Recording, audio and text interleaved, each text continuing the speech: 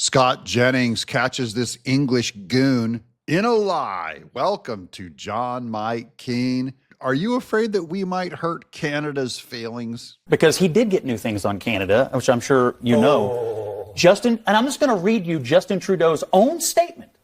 Canada is making new, and if I'll define it for you, that means not previously existing, commitments to appoint a fentanyl czar, list cartels as terrorists, ensure 24/7 eyes on the border, launch a joint task force.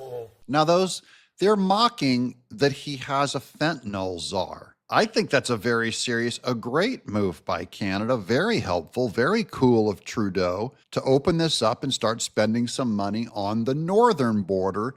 And CNN's mocking all of Trump's accomplishment, like, ooh, borders are, where were they at?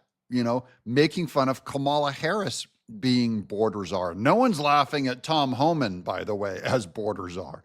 So I have a lot of hope that Canada's going to help us out from the north. That's very cool of Canada. This is all new. It's all new. Hold on. Can I say something before we go to commercial? Richard, just give me 1 second. 1 second. We've got to make sure that this is clear because you just put fentanyl on the table, figuratively. Yeah. They're 43 pounds. Thank God it's not literal because it'll kill you. 43 pounds of fentanyl. I wouldn't recommend ingesting from it. Canada, from the northern border, okay? That's not 4,300, not 43,000, 43.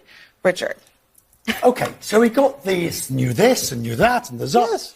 But was it worth pissing off and offending Canada, which is one of your closest allies? This is the biggest lie of all. Is it worth upsetting Canada?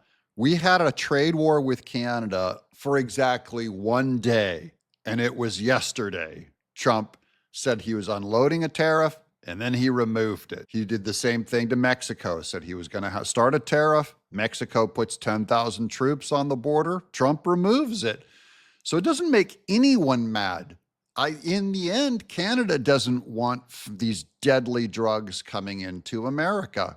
So they're not offended. They get how this works. This guy is just trying to dog Trump. Was it worth all the angst, the drama, the raw emotion when you could have had it with a negotiation? Can I also chime in? I mean, is that a direct question? He's addressing me. It was a direct question. I'm sorry. Richard, so you seem to be extraordinarily worked up about what amounted to 12 hours of conversations between our governments. And the net result of it was everybody who didn't want tariffs should be, like you, should be happy.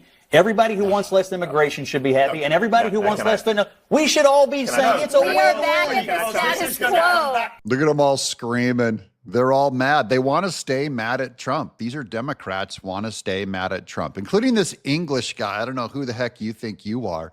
He wants to create enmity and anger and hostility between Canada and U.S., and there isn't any. And so he's heartbroken. To bite in a way. First of all, Colombia. Second of all, Mexico. Third of all, Canada. Then you've got the European Union. All these allies are going to remember that they were bullied at the edge of a... No, they're going to remember that the United States is the dominant nation. They're going to remember that Trump just wants and we have a president. And now we have a president. Yeah, they're going to remember we have a president, and that's why that English guy is so upset. They also forget that 43 pounds of fentanyl could probably kill about 20,000 Americans.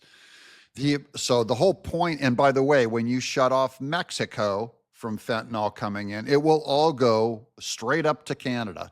So by shutting off both borders, Trump stops the problem. I'm John Mike Keane.